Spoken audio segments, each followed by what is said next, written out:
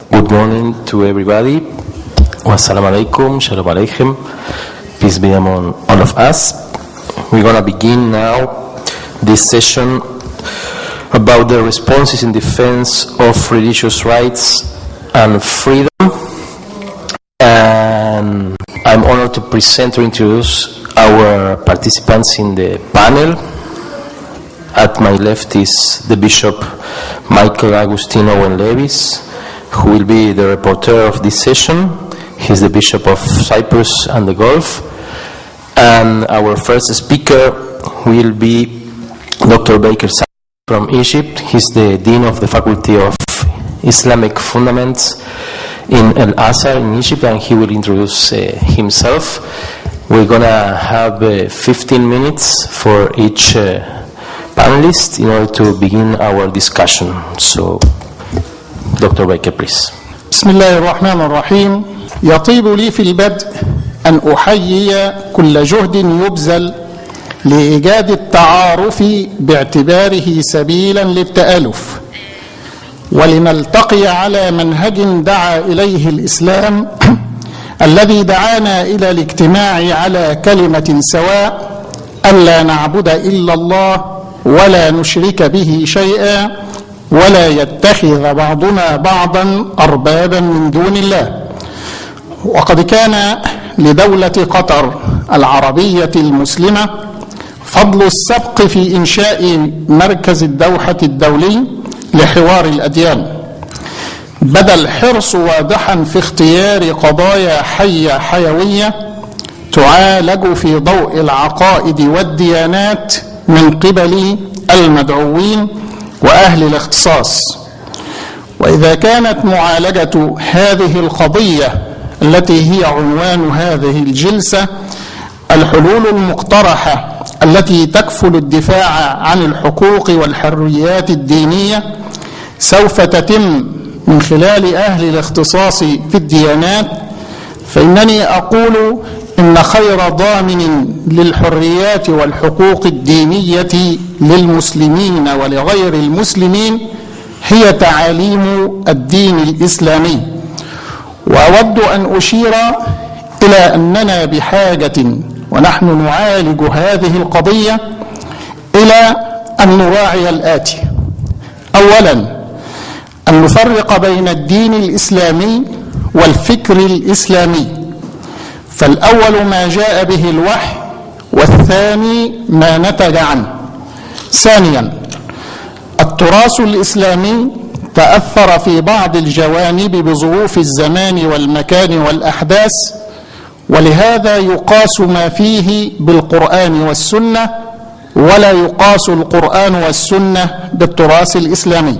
ثالثا، التراث الإسلامي ليس ملزما في كل جوانبه، كما أنه غير مرفوض بالجملة، وإنما جعل الله لنا عقلا نعقل به الأمور، وجعل لنا ميزانا نزن به الأفكار، وهو ميزان القرآن والسنة. رابعا، كما أن التراث يخضع للنقد ويرد ما فيه مما يستحق الرد، فإن ما كتب حول بعض القضايا العقدية وبخاصة حرية الاعتقاد في الشريعة الإسلامية من قبل المستشرقين ومن يعاونهم يجب أن يوزن أيضا بنفس الميزان، درءا للكتابات المغرضة وحرصا على صون الإسلام من التعرض للافتراء.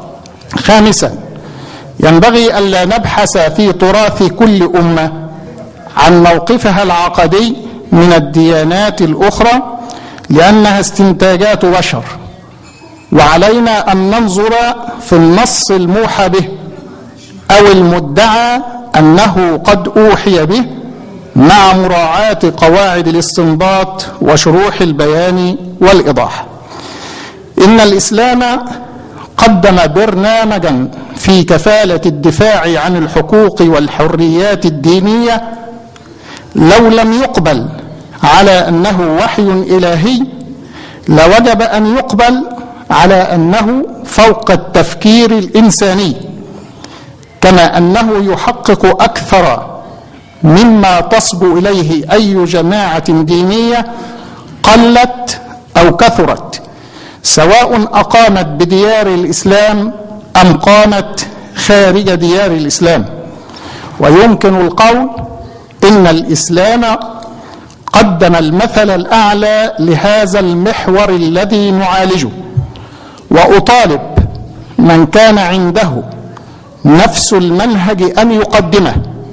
فلو استطعنا أن نجد توافقا بين هذا المنهج والمناهج الأخرى لأمكننا أن نخرج بالنتيجة التي نصبو إليها من خلال هذا اللقاء. إن الإسلام كمثل أعلى في عقيدتي الشخصية كمسلم جعلني أحدد من منهجه في الآتي: أولا، الإسلام أقر بوضوح وصراحة بتعدد العقائد والديانات، وآيات القرآن في هذا تبلغ حدا في الكثرة، كما أن السنة النبوية تحدثت عن معتقدات شتى، بل وأضافت إلى معتقد أهل الكتاب معتقد المجوس، وفي الحديث الشريف سنوا بهم سنة أهل الكتاب. ثانيا، الإسلام يرفض الإكراه على الاعتقاد، ويعلن حق الاختيار العقدي، فمن شاء فليؤمن ومن شاء فليكفر، لا إكراه في الدين. أفأنت تكره الناس حتى يكونوا مؤمنين؟ إنك لا تهدي من أحببت ولكن الله يهدي من يشاء. والمخالفة في الاعتقاد لا تشكل خطرا على الدعوة الإسلامية بقدر ما تجلب الضرر لصاحبها من وجهة نظري أو في ضوء فهمي. إن الإسلام لم يأذن بالإكراه العقدي لأنه يولد النفاق، وإن النفاق من الخلق المذموم في الشريعة الإسلامية، فكيف يحمل الإسلام أتباعه على خلق هو معني بالقضاء عليه؟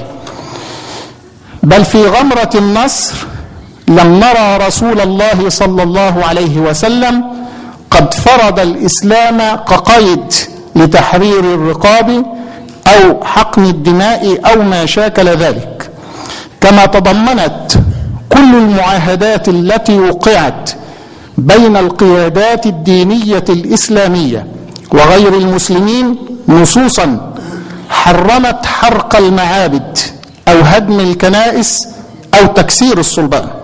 ثالثا، ترك الحساب على الاعتقاد إلى الله يوم القيامة. الإسلام يركز على التعايش الحسن بين المواطنين، مسلمين كانوا أم غير مسلمين، ونصوص القرآن والسنة تبلغ حدا في الكثرة في الدعوة إلى هذا وفي الحرص على السلام الاجتماعي. رابعا، الإسلام يحرص على سلامة دور العبادة على اختلاف تعلقاتها، ومما ورد في القرآن قول الحق: ولولا دفع الله الناس بعضهم ببعض لهدمت صوامع وبيع وصلوات ومساجد يذكر فيها اسم الله كثيرا. ولم يعرف المسلمون مبدأ هدم الكنائس أو المعابد، بل جعلها الإسلام دار أمان لكل من لجأ إليها، ولم يحدث أن هدمت يوما على رأس من فيها ممن آوى إليها. ومن وصايا الرسول صلى الله عليه وسلم النهي عن قتل الأحبار والرهبان ومن فرغوا أنفسهم في الصوامع والبيع.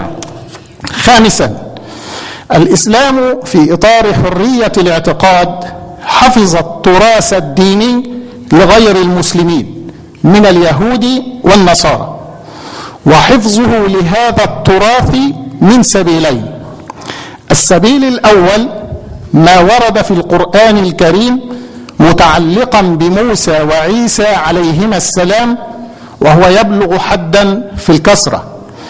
السبيل الثاني أن كثيرا من الغزوات التي وقعت كانت الغلبة فيها للمسلمين، وكانت الاتفاقيات تضمن لغير المسلمين أن يحتفظوا حال الخروج بكتبهم الدينية، وعندنا الكثير من ذلك وراء هذا في كتب التاريخ الإسلامي. سادسا، يرى الإسلام المخالفين له عقديا رعاية مالية دون أن يستخدم الفقر كسبيل للحمل على الاعتقاد، فالإسلام ينظر إلى الإنسان كإنسان في البدء وبخاصة عند الشدائد، فلا يسأل حال الشدة عن دين من نزلت به الشدة أهو مسلم أم غير مسلم، وإنما ينظر إلى مقتضى حاله، ونصوص القرآن واضحة: ويطعمون الطعام على حبه مسكينا ويتيما وأسيرا إنما نطعمكم لوجه الله، إلى غير ذلك مما حفلت به كتب التاريخ الإسلامي.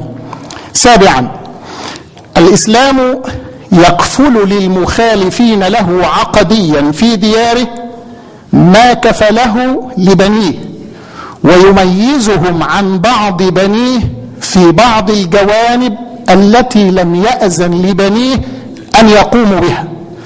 فمما هو مشترك في هذا الجانب أنه ضمن لغير المسلمين حق الحياة والحرية والكرامة والتملك والعمل وما شاكل ذلك، وأذن لهم أن يتاجروا فيما يرونه حلالا عندهم وإن كان حراما عندنا، وهو لون من التنمية الاقتصادية التي أعطيت لهم ولم تعط لنا، وأذن لهم أن يربوا ما يرونه حلالا وأن يتاجروا فيه ولم يأذن لنا بمثله، وهو ما يدل على تسامحه. كذلك رأينا النهي عن سب غير المسلمين من فروض العين في الشريعة الإسلامية، وهو ما يبين أن الإسلام يقدر العقائد الأخرى ولا يأذن لمسلم أن يسب غير المسلم. قال تعالى: ولا تسبوا الذين يدعون من دون الله فيسبوا الله عدوا بغير علم. ومثل ذلك ورد كثيرا في السنة النبوية المشرفة. تاسعا، المخالفة في الاعتقاد في الإسلام لا تحول دون التعايش الاجتماعي وما يترتب عليه من آثار، وحسبنا من دليل على هذا قول الحق: اليوم أحل لكم الطيبات وطعام الذين أوتوا الكتاب حل لكم وطعامكم حل لهم والمحصنات من المؤمنات والمحصنات من الذين أوتوا الكتاب من قبلكم. وجمهور المسلمين على أن مشاركة المسلم لغير المسلم في الأفراح والأحزان وتبادل التهنئة في المناسبات من الأمور المشروعة لتقوية الروابط الاجتماعية، وإذا كانت الحقوق منوطة بولاة الأمر رعايتها، فإن العلاقات الاجتماعية منوطة بالأفراد تصحح لهم حولها المفاهيم ويدعون من قبل العلماء إلى تطبيقها. تأتي نقطة طرحت كثيرا وتكلم عنها المتكلمون في الجلسة السابقة، وهي قضية الردة في الإسلام، والتي اتهمنا فيها صراحة بأننا جامدون ومتزمتون. عالجت هذه القضية في داخل البحث، ولكني أقولها باختصار في الآتي: إن من يدين بالإسلام يطالب بأن يؤمن بموسى وعيسى وداود، وأن يعتقد بأن الله أنزل توراة وأنزل إنجيلا، إيمان لا يتفاوت مع إيمانه بمحمد صلى الله عليه وسلم وبالقرآن الذي أنزله، ونفرق بين الإيمان من ناحية وبين التفاوت في المنزلة، فهذا أمر مرده إلى الله. كما أن الإسلام صحح في ضوء الكلمة الإلهية الأخيرة ما يتعلق بحق الله والملائكة والكتب والرسل واليوم الآخر فيما ورد عند بعض السابقين. وحين منع الإسلام معتنقيه، إذن هو يدعو غيره ويقبل أن يتبعوه لأنه يضيف إلى ما عندهم. وعندما منع متبعيه من الخروج فإن ذلك ناتج عما يلي: أولا، التارك للإسلام أو الراغب في تركه إما أن يتركه إلى لا دين أو يتركه لدين آخر. والترك إلى لا دين أي إلى المادية أو الدهرية أو الإلحاد أمر ترفضه اليهودية وترفضه المسيحية ويرفضه الإسلام. أما إذا كان الترك إلى دين فإما أن يتركه إلى دين وضعي أو أن يتركه إلى دين كتابي. إذا تركه إلى دين وضعي فذلك يعني الوثنية، وهو أمر أيضا حرمته اليهودية، بل وأوجبت إبادة كل قرية تدين بالوثنية، ومن دعا إلى اعتناق الوثنية فإنه يعد مرتدا ويقتل وفق هذه الشريعة. وإذا تركه أو أراد أن يتركه إلى دين كتابي فإن الإسلام قد أوجب عليه أن يؤمن بموسى وعيسى وما عندهما، وهو في التصور الإسلامي كأنما يخرج من دائرة الأعلى إلى دائرة الأدنى، أو من الإيمان بثلاث إلى الإيمان باثنين أو إلى الإيمان بواحد. إذن هي من الناحية العقلية غير مقبولة. كذلك من أسباب المنع أن الإسلام رأى أن بعض الناس كانت تستهزئ به في حياة الرسول صلى الله عليه وسلم، يعلنون الإسلام في الصباح ويعلنون الكفر آخر النهار، ثم يقولون نظرنا فيما جاء به محمد فوجدناه باطلا للتشكيك. فكان هذا الإعلان: أنا لا أكرهك على أن تأتي عندي، ولكن إن جئت عندي فعليك أن تلتزم بما هو عندي. السبب الثاني أن لكل دولة قانون سيادة ينزل عليه المقيم فيها سواء أرضي عن هذه القوانين أم لم يرضى. وقانون السيادة عندنا في الإسلام أن الخروج عن الإسلام محرم، ومن يقدم عليه يتحمل تبعة القرار. السبب الثالث منع الردة، مرده إلى أن الردة في ذاتها فتنة في الدين، فلم يحدث أن كانت الردة ناتج قناعة بالمعتقدات الأخرى بقدر ما كانت ناتج شراء المعتقد بالمال أو تضليل الأفكار أو إشباع للتقاليد الجاهلية. السبب الرابع أن المجاهرة بالردة هي دعوة مضادة لدعوة الإسلام، يستتاب صاحبها وتصحح له الصورة ويستبقى أياما لإزالة الشبهة، فإن قبل فبها ونعمت، وإن لم يقبل تجري عليه أحكام الشريعة. السبب الخامس إن قتل المرتد ليس بدعا من القول في الإسلام كما يدعي المدعون، فأكثر العقائد على هذه الحالة. واليهودية قد أوجبت، وأقول بحكم تخصصي كمقارنة أديان، قتل المرتد وإبادة القرى المرتدة جمعاء، كما ورد في سفر التثنية 13:6-9 و13 من 9 إلى 11، وورد كذلك في سفر التثنية 1:5-13. وبهذا يقتل كل من النبي الكاذب والمشتغل بالإغواء والتضليل وكل سكان المدن الوثنية. وقد قام يشوع بذلك في سفره 23:6-11 و24:20. السبب الثالث أن الإسلام لا يتعطش إلى الدماء، وإنما هو يحرص على استقرار المجتمع. الحلول المقترحة لبيان منهج الإسلام في كفالة الحرية الدينية: أولا،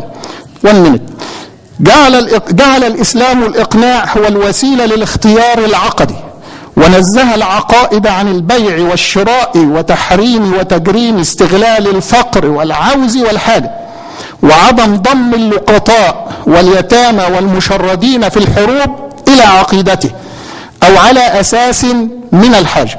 ثانيا، تحرير كافة المنظمات الإنسانية من استغلال الحادث الواقع أو المتوقع لشراء الزمن وتغيير العقائد. ثالثا، مطالبة الآخر بكفالة نفس الحقوق للمسلمين التي كفلها الإسلام لغير المسلمين. فماذا عن دور العبادة الإسلامية وأحقيتها في الصيانة والعمارة وعدم هدمها على رؤوس من فيها كما نرى في كثير من الأحيان. خامسا، إشاعة ثقافة التغاير للتقدم والاختلاف للنهوض والترقي قيد لا بد منه، ونحن بحاجة إلى أن نتواصى به هنا. وليس التغاير في الإسلام للحرب ولا الاختلاف للقتال. يا أيها الناس إنا خلقناكم من ذكر وأنثى وجعلناكم شعوبا وقبائل لتعارفوا. سادسا، الكف عن تشويه صورة الآخر عقدي، واحترام الكتب والرسل والدعوة إلى القاسم المشترك بين ذوي العقائد.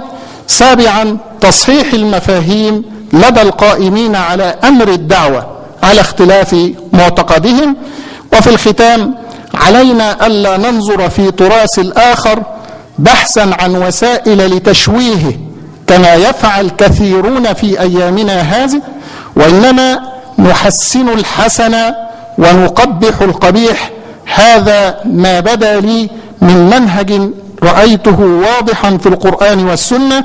وفي النهاية أكرر خالص شكري وعظيم تقديري، وأتمنى أن أرى سماحة الإسلام بادية لدى الآخر.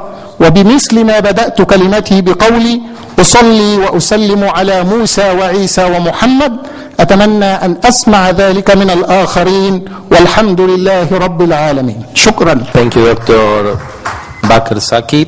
Our second speaker is not Mr. José María Ferrer de la Peña from Spain, but it's Maria Victoria González Román, which is on my right.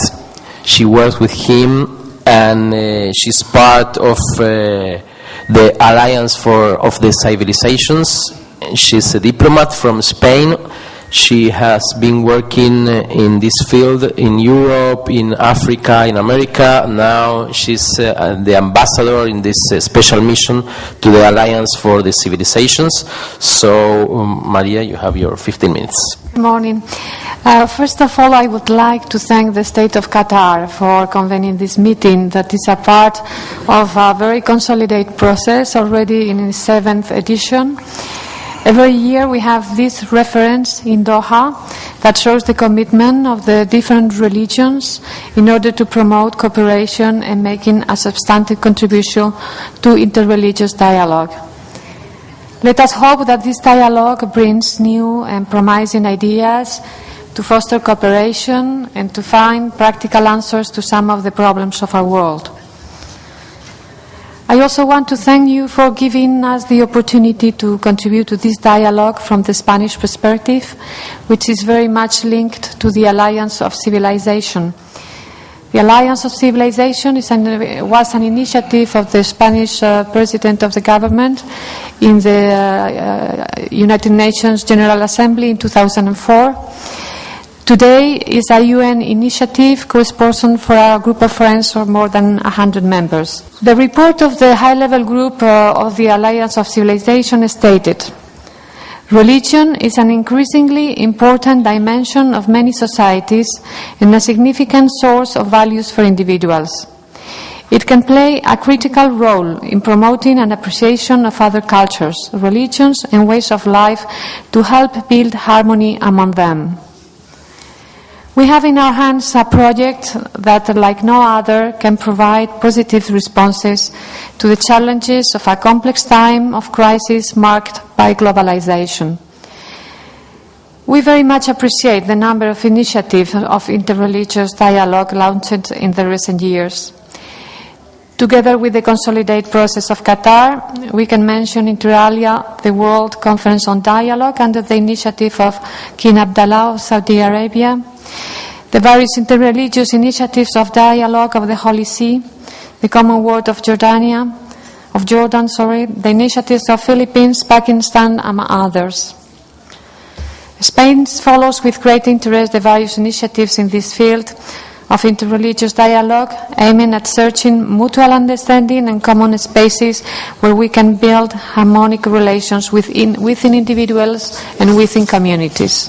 Our commitment to dialogue is the logical consequence of our firm defense of freedom of religion and beliefs, which are inalienable and fundamental rights related to the spiritual dimension of human beings. The religious right and freedom are enshrined in the UN Universal Declaration of Human Rights and are the result of the convergence and aspiration of different religions. In the last decade, a number of resolutions in the United Nations recognizing the positive contribution of interfaith understanding and cooperation have also been approved. But the protection and promotion of these rights and freedom cannot only be left to the states. On the contrary, they should also be an issue for the various components of society. In that sense, the dialogue between religions is an essential part to achieve these goals. Interreligious dialogue is the necessary complement for the success of the official initiatives and the most effective in promoting understanding, respect and cooperation among people of different faiths, cultures and traditions. Human rights are universal. They apply to all people at all times in every place. But we live in an increasingly multicultural societies where different faiths do not live only in the societies or cultural traditions where they emerged. They have expanded and are intertwined with others. Furthermore, every religion has different branches and cults. There are different ways of being Muslim as there are of being Christian or Jewish. At the same time, we are witnessing an important religious revival in our societies. Secular Western societies are confronted with the need to define in a more positive way religious questions. We need an open and tolerant idea about religion. We have to stress that every person should be free to have a religion, to do not have one, or to change a religion. This is a fundamental and inalienable human right related to the freedom of thought. The defense of the rights and freedoms of religions addresses on one side the responsibility of the states to guarantee their full and effective exercise without establishing any hierarchy among them. These rights cannot be derogated, and only in a highly limited set of situations can this right be restricted. A persistent problem in some countries is the introduction and application of registration procedures. Neither the number of adherents nor whether the religion or belief has traditionally been present in a certain country should be a precondition for exerting the right to profess a religion.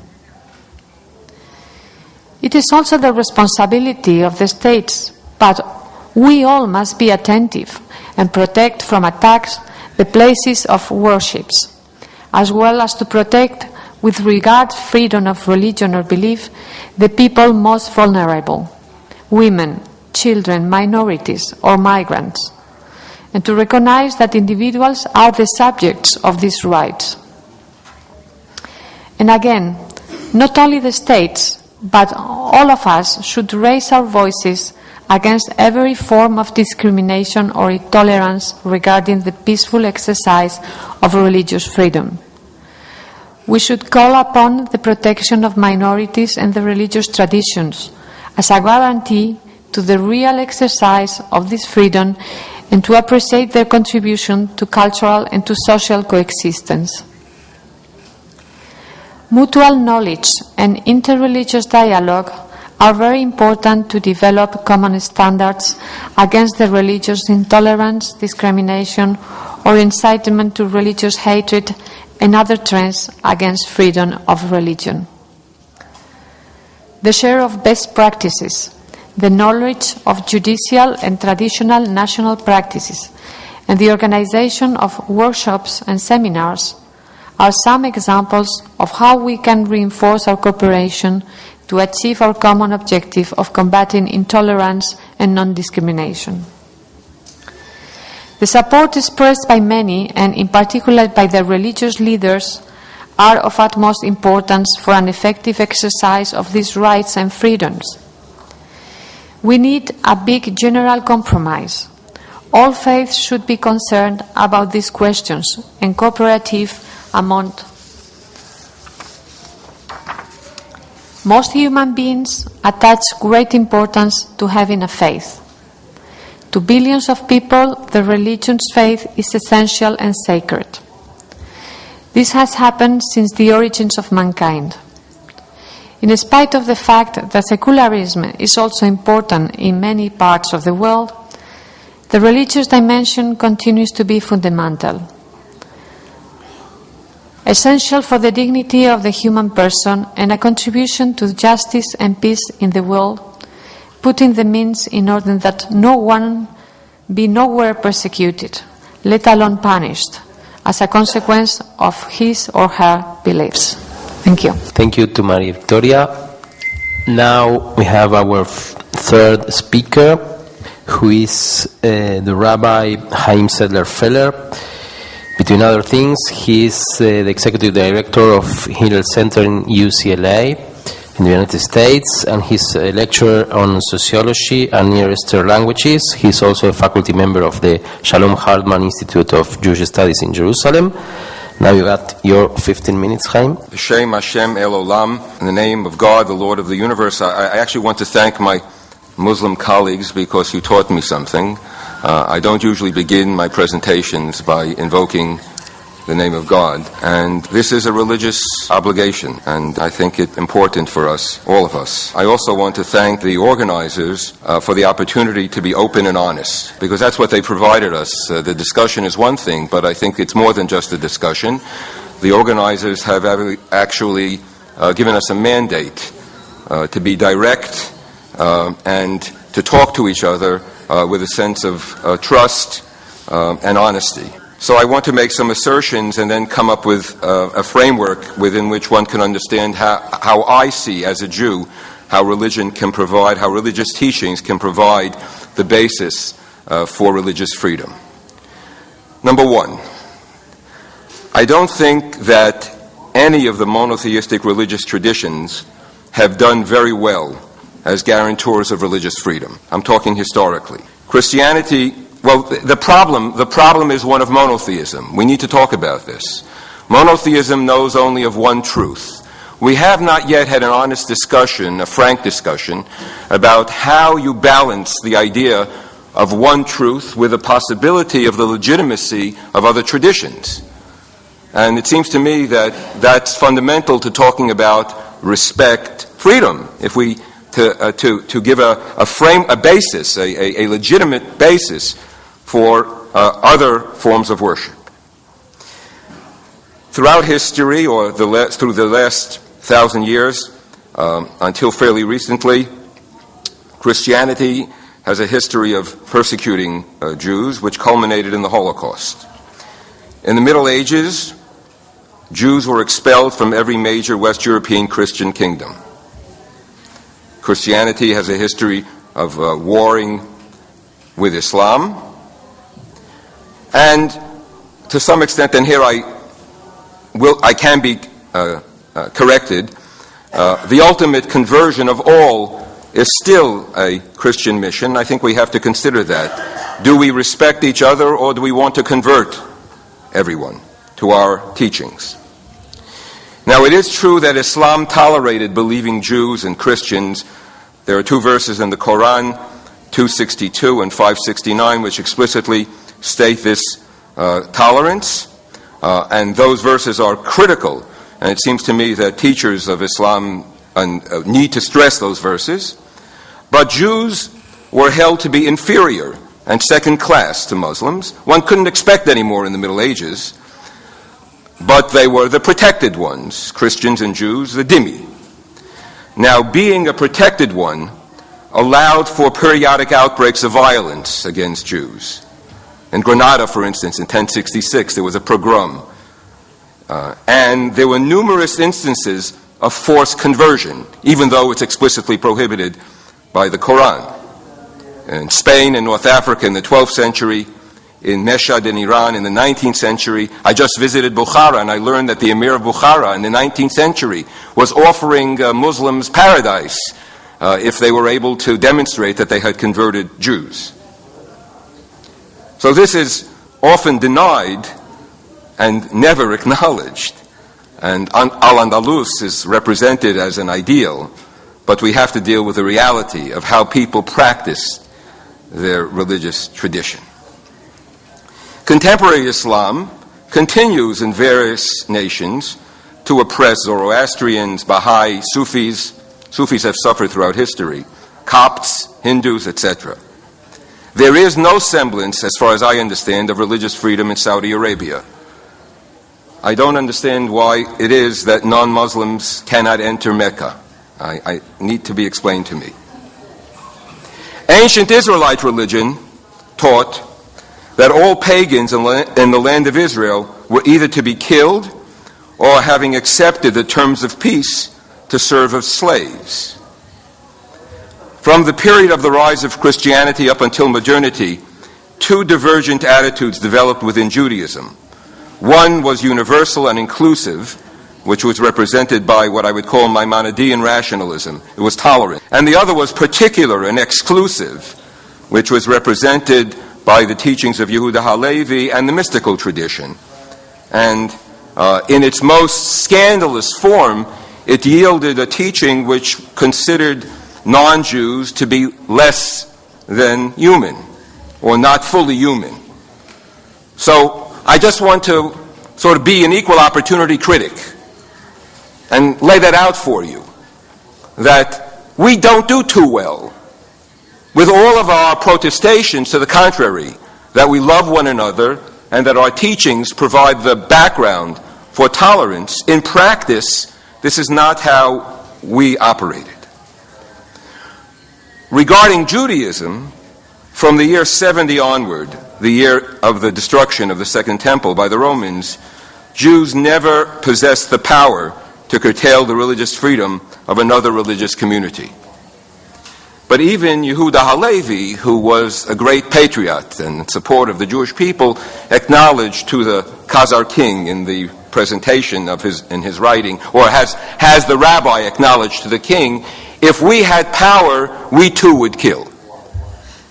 And this is indeed how religions operated when they had power.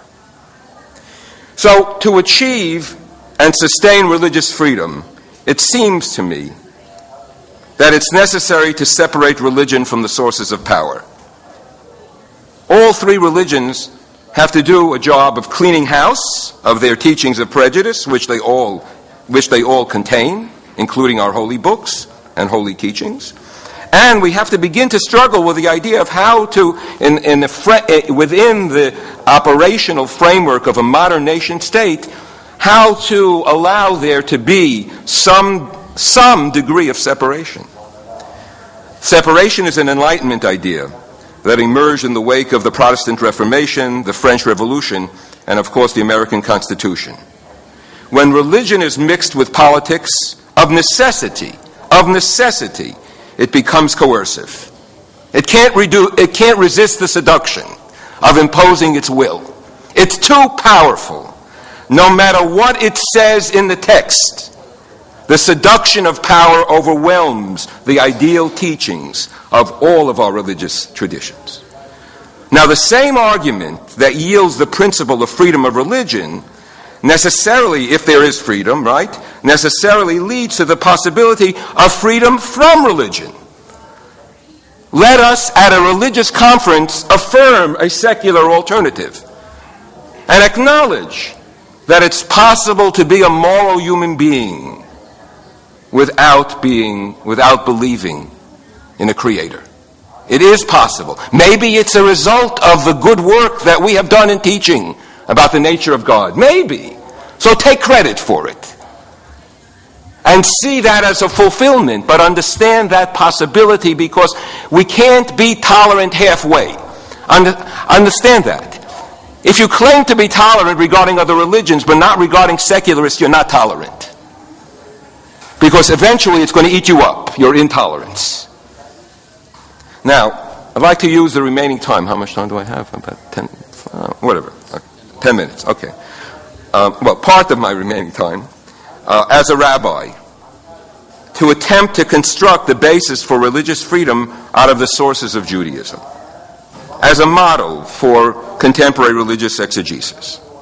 And I think we can all share the beginnings of my thinking. That is, the fundamental foundation for religious freedom is the assertion that God is the creator. We have to affirm what we call creation theology. The creator God is the God of all. Each of us is created in God's image, which endows us with freedom. God is the uncaused creator who is totally free. When Moses asks God for God's name, God says, I will be. God is undetermined, completely undetermined. And therefore, those of us created in God's image have the potential to live in a God-like way, undetermined and free. God desires, moreover, distinctiveness and difference. Very important. Chapter 10 of Genesis lays out for us what we call the Table of Nations, 70 nations. And chapter 11, the Tower of Babel, usually misunderstood as a punishment, not understood as a reflection of God's will. The will of God is that people be different. And this is the expression of the rabbis. It's your first text. Maybe this is the only text that we'll get to read, but it's worth reading. If we do anything, it's worth reading. The rabbis in the Mishnah Tractate Sanhedrin, the top of the page, taught the following. Therefore, excuse my little chanting, therefore, but a single man was created, or single person was created in the world to teach that if any person has caused a single soul to perish, this is a mistaken text, to perish, Scripture imputes to it any person.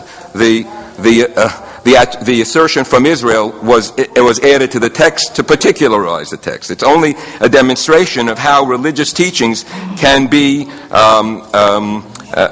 misused and manipulated. So the phrase from Israel does not appear in all the original manuscripts.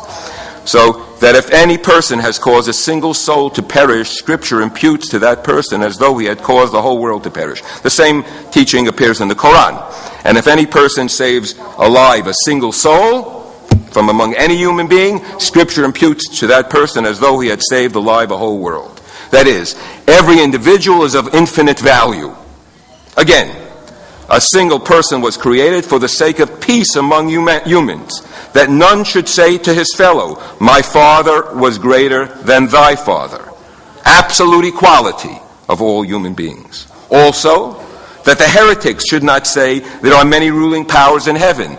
Humans are created in God's image, right? One Adam was created to reflect the one God. That means there's only one God, the oneness of being. But the oneness of being, that is the unity, the oneness of being, creates diversity. That's what's amazing. Again, a single human being was created. Why does the Torah begin with a story of the creation of Adam? What does it mean? This is not a proof that this is the way it happened. It's a teaching, a value derived from the story of the creation of Adam to teach us, to proclaim the greatness of the Holy One, blessed be God. For humans stamp many coins with a one seal, and they are all alike one another. but the King of Kings, the Holy One, has stamped every human being with the seal of the first Adam, yet not one of them is like his fellow. God desires distinctiveness, difference, diversity. It is an expression of the infinite nature of the divine. And in the infinite nature of the divine, of course, there will be many approaches to worship. I always say to myself, I grew up in the West. I was born in Brooklyn. Now in Brooklyn, we didn't have trees on my street. When I was a young boy, they cut down the last tree. So I thought to myself, what do I know about nature? I had to move to California, you see. But I had a view of the world and of God and of religion that was determined by my surroundings. Some years ago, my wife and I, thank God, do much traveling. We were in India. I said to myself, if you grew up in India, your perception of the divine is going to be completely different from my perception of the divine. And you know what? I need to hear your perception of the divine. Because you complement my understanding. My understanding is incomplete. I cannot understand God and God's multiplicity if I only have my teachings and my experience. I need to hear your teaching. So, implicit in my assertion of the freedom that we have to worship in our different ways is an acceptance of what I would of religious pluralism as a fundament. Now, Father Abraham of Hamon Goyim was the father of a multitude of nations, Genesis 17:6. Through Abraham, all the families of the earth shall be blessed. Maimonides, in the text that I brought to you, will read one line. Look at what I underlined. To the left on the first sheet, to the right, it says, the world moved, you see that at the bottom of the first paragraph. The world moved on in this fashion until that pillar of the world, the patriarch Abraham, was born. Abraham is not the father of the Jewish people in Maimonides. He's the pillar of the world. He's not a Muslim, he's not a Jew, and he's not a Christian. He's the pillar of the world. Now we can all join together and hold hands in sustaining the traditions of Abraham. Our three variations on Abraham's teachings are legitimate religious expressions of the Abrahamic tradition. The Talmudic rabbis, some of us heard this yesterday, so I'll just mention it in brief, introduced the concept of the 7 Noahide laws, constituting a standard of Gentile morality that is independent of Judaism. It provides a rabbinic legal framework for affirming all religiosity of moral peoples. This position was memorialized and sustained, and I brought the text, we can't read it here, by a Rabbi Menachem HaMeiri of Provence, of Perpignan, in the 13th century, who taught about all the nations who are guarded in their moral behavior and have a religious tradition. They're guarded in the ways of religion. They all serve God in an equal way. And much later, by Moses Mendelssohn, to whom Lessing devoted his play Nathan the Wise. Now in Nathan the Wise, and I'm not going to, well, we'll see later if we have time. In Nathan the Wise, Lessing retells the story of the three rings. Are you familiar with the three rings? Anyone? The three rings originally appears in the Boccaccio, and then it appears in the Shevet Yehuda, a Hebrew, a Judaic historical work. And the basic outline is that there was a family within which the tradition, the heir, was recognized by the father passing on this special ring to the son who was chosen. Now, there was a father who happened to have 3 sons whom he loved equally. So he went to the jeweler, and he had the jeweler make 2 exact copies of the ring. And he called in each son separately, and he gave each one the ring, so that when he died, each son claimed to be the son. And they come before the judge, and they each claim to be the only one, and they speak out against their brothers because their ring is false. After considering the case, the judge was very wise, comes to the conclusion that it's clear that the original ring was lost, and that the father made copies of the ring. Because if anybody had the original ring, they would love others, and they would be beloved by all. Be beloved by all. So the judge sent all three of them home and said, when you can come back to me and represent to me faithfully that each one of you is beloved and beloved by all, then I'll know that you have the true ring. So we're still searching for the true ring.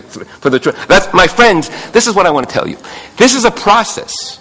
We're nowhere near realizing our goals of religious recognition of one another. We don't know how to begin this conversation. I sometimes imagine maybe it would be better if I went back to the 9th century in Baghdad. In Baghdad, they sat in this is my fantasy, they sat in the coffee houses, and the Christians and Zoroastrians and the Muslims and you had the Karaites, and they were arguing with one another. We have the record of their arguments. They didn't agree, but they argued respectfully. We need more of that type of argumentation to learn from one another. Now, in Jewish tradition, I'll try to finish this section. In the Jewish tradition, somehow there developed a theme of universality. In the high holiday prayers, we pray all people who have come into being pass before God. And there are some amazing teachings, about inclusive teachings. Now, a friend of mine who's a professor of Bible at the Hebrew University, if you can turn the page to Isaiah, developed a wonderful understanding that I think is revolutionary. What he says is follows. The roots of the universal tendency that were emerged within the rabbinic tradition lie in the revolutionary prophecy of Isaiah regarding Egypt and Assyria, where Isaiah says, and I underlined it, in that day Israel shall be a third partner with Egypt and Assyria as a blessing on earth.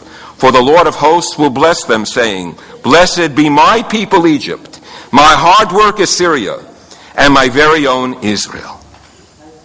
This sweepingly innovative vision constitutes Isaiah's response to the New World Order affected by the Assyrian conquests and subsequent deportations. For the Assyrian king, unity was forced upon all the conquered nations by the sword. Correct?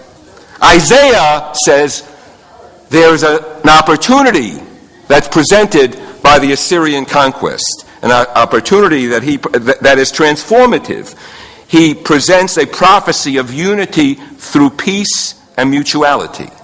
What the Assyrian king accomplished by mixing the peoples is gave the peoples an opportunity to learn how to live with one another. That's Isaiah's response. And in doing so, to create a language of coexistence so that all nations can reach out, can long for a time when they'll attain equality before God. In that day, the Messianic day, God will become the provenance of religious freedom. In other words, I see the attainment of what we call religious freedom as ongoing. We better, all of us, be on edge, wary, because we can easily slip into a place where we are degrading the other, very easily, including myself. So we have to be on guard, always looking towards the end goal. The day will come when there will be a sense of real acceptance of all of us, where we can walk shoulder to shoulder, when we can pray together, because we know, even though we'll pray differently, that we're praying to the same God. I don't think we trust each other enough yet to pray together. Because when we will pray together, we'll say, oh no, maybe that's something else. That's not the same God.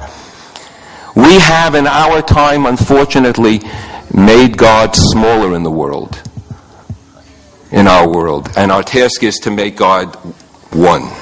Every one of us, relative to all the others, is a minority.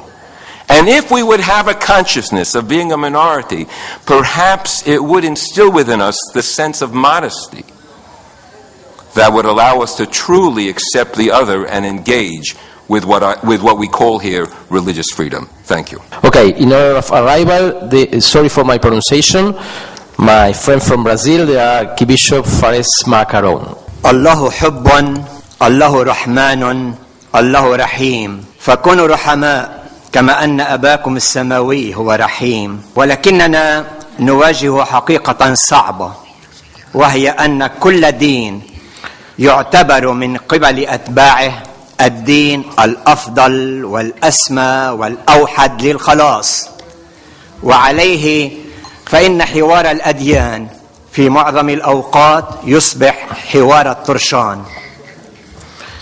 وإن كان لا إكراه في الدين، فهو لأن الدين هو علاقة شخصية فردية مميزة بين الله والإنسان وبين الإنسان وربه، فمن غير المعقول أن يكون الدين دين دولة وأن يجبر ويلزم به الإنسان، فهذا ضد كل حرية للإنسان وللضمير، وتعد على الخالق الذي خلقنا من فيض حبه على صورته ومثاله أحرارا.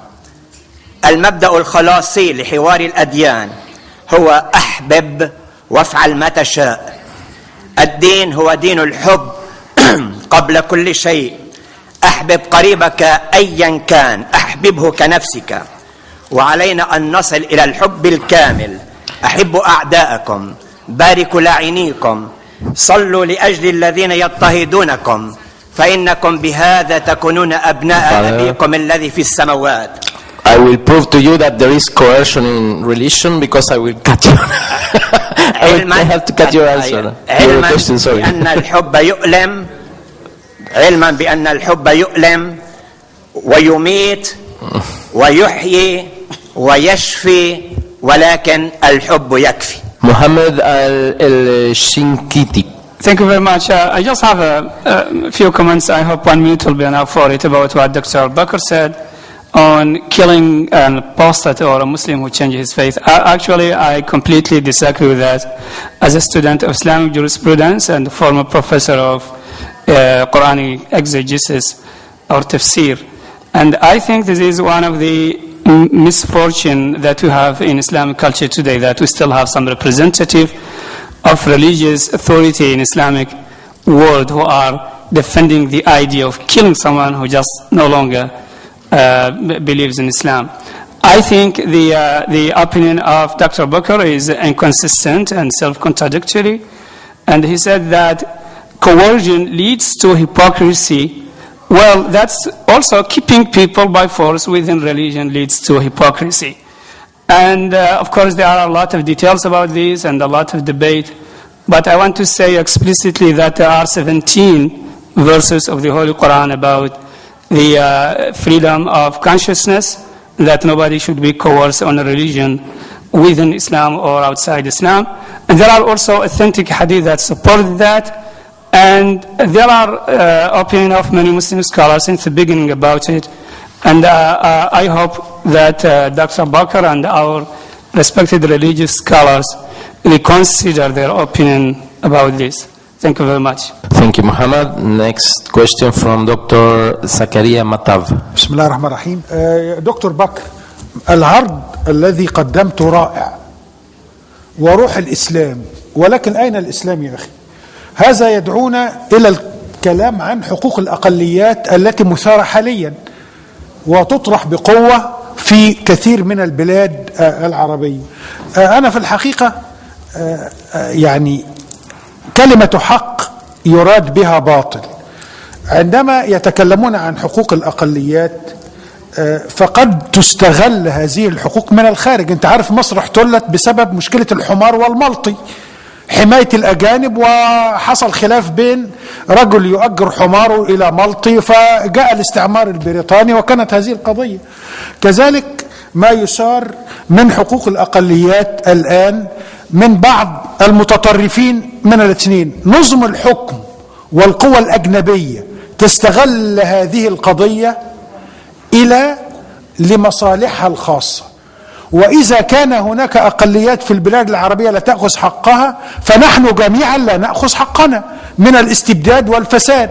ليس هناك مسلم يأخذ حقه، فلنقف مع الأخ المسيحي ونطالب بالمواطنة، له نفس الحق. ونحن في مصر مصطفين خلف مسيحيين، جورج إسحاق وأمين اسكندر ورفيق حبيب وفخر عبد النور، هؤلاء هم مواطنين مصريين، نحن نصطف وراءهم وننادي بالحقوق. إذن فلينصب أن الأقليات عندنا ننادي بالمواطنة ونقول أنها تستغل لأسباب أخرى أجنبية ولنظم الحكم. وشكرا. Thank you, Dr. Mataf. Our next question from Mr. Muhammad Al-Akh. بسم الله الرحمن الرحيم. بالنسبة للمداخلة الأولى هي حول ملاحظة الأخ محمد الشنقيطي أنه ليست هنالك أي تناقض أن المسلم إذا كان الإسلام لا يريد الإنسان أن يدخل في الإسلام إلا عن قناعة، وأن هذا سيجعل الناس سيشجع على النفاق. الإسلام أمر واضح، إذا كان لا إكراه في الدين والأمر واضح يجب أن الإنسان لا يأتي للإسلام ليلعب بالإسلام. لا توجد حرية في أي دولة من دول العالم الآن أن تعلم الإنسان أن يخون وطنه. أليس هذا من باب الحرية؟ لكن هذا سيدمر الوطن. لو أنا أستاذ في بريطانيا أو في أمريكا أو في أي دولة وأدرس الناس الخيانة أو أدرس المواطن خيانة وطنهم، لن يقولوا لي هذا من باب حرية الدين. نعم. النقطة الثانية بالنسبة لموضوع أن الردة في الإسلام تسبب القتل، أريد أن أضيف إلى الأخ بكر أن هناك مثال حي. موسى قتل من اليهود باعتراف النصوص الدينية 24,000 من اليهود قتلوا لأنهم ارتدوا لما عبدوا العجل. هذا معناه مثال حي، هم ارتدوا، هذا هو معنى الارتداد، لأنهم عبدوا العجل قتل منهم 24,000. هذا حسب النصوص. النقطة الثانية بالنسبة للأخ أيضا الجانب المسيحي، لماذا إذا لم يكن هنالك ردة، إذا لم تكن هنالك الردة في المسيحية، لماذا نظمت محاكم التفتيش؟ لو لم يكن هنالك المبدأ الديني، هل هو لعب؟ إذا لم يكن هنالك مبدأ ديني اعتمد عليه البابا في محاكم التفتيش ومات فيها أكثر من 2,000,000 شخص حسب بعض الروايات. والسلام عليكم. Our next question from Khalid Akasesh. أدعو الإخوة الموجودين وخاصة الأخ العزيز المحاضر إلى الاطلاع على أحد مقررات المجمع الفاتيكاني الثاني حول الحرية الدينية، واسم هذا القرار كرامة الإنسان، وباللغة اللاتينية دينيتاتس أوماني. نحن عانينا من قبول الحرية الدينية، ولكننا نفخر بأن قبلناها، لأن قبول الحرية الدينية بكافة أبعادها جعلنا أحرارا وجعلنا نحترم كرامة الإنسان وحرية الإنسان. ومن بين المشاركين أناس أيضا مارسوا حريتهم واعتنقوا الإسلام أو تركوا ديانة أخرى. الموضوع الثاني هو أن نحن نقدر احترام المسلمين للسيد المسيح، ولكن مسيح القرآن، مسيح الإنجيل غيره مسيح القرآن. ما هو الاعتراف الذي نعترف به نحو، يعني ما هو اعترافنا بالإسلام؟ نعترف بالإسلام بانتمائه إلى عائلة التوحيد، وبتقديره للحياة الأخلاقية، وبإيمانه بالحياة الآخرة وبالعقاب وبالثواب، وبانتمائه أيضا إلى إيمان إبراهيم، ولا نستطيع أن نقول أكثر من ذلك. Next question from Sarajevo, from Hato Slovke. Thank you. At this conference have been invited 4 representatives from Sarajevo, a Jewish lawyer, a Muslim imam, an Orthodox priest, and a Catholic priest. We are all members of Interreligious Council in Sarajevo. We have problems in our post-war country with hostile mentality within majority people in certain regions.